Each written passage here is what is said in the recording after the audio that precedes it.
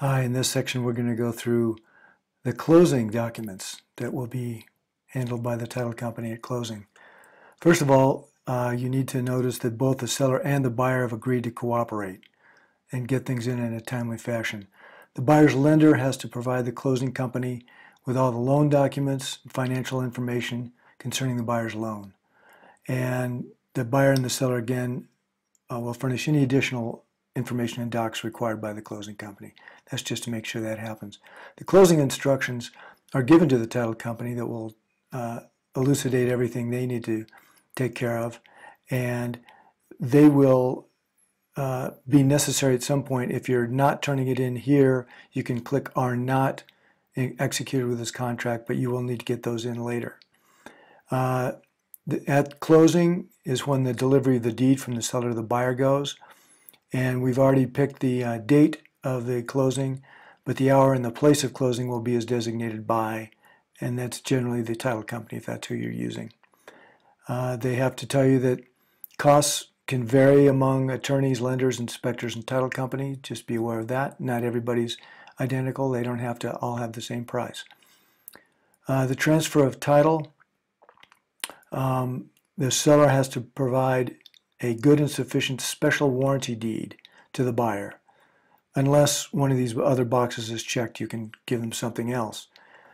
Most often, if you're buying a residential property from someone you don't know, you will get a general warranty deed that covers more than the special deed. We'll see what the special deed covers in just a minute. So probably you're going to want to check a general warranty deed. It's the strongest thing you can get.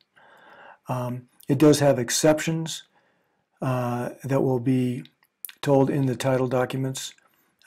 So the taxes have to be paid for the year.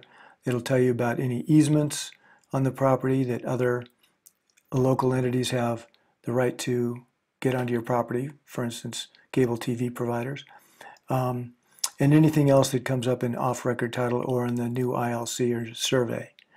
Also, the exceptions might include the special taxing districts. We talked about those. The school districts, the water district, the fire district.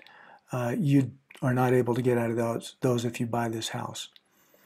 A special warranty deed is subject to those specific recorded exceptions created during the seller's ownership of the property. So this is more often seen in commercial properties or apartment buildings, for instance, where the seller is only going to guarantee things that happen during their ownership. They're not going to go back and protect other owners before them. So a general warranty deed will cover you for everything in the title documents that you've already accepted. So that's the one you're going to want generally. The payment of liens and encumbrances. A lien is something that is put on most often by a contractor who didn't get paid. So if a new roof is put on and they didn't get paid, they will file a lien with the county saying, you can't sell it or refinance it until I get paid off. So any of that has to be paid at or before closing by the seller from any source that they want to do it. So that has to be cleared up so you get it free of any liens or encumbrances. So that's all we're going to cover in this one. See you next time.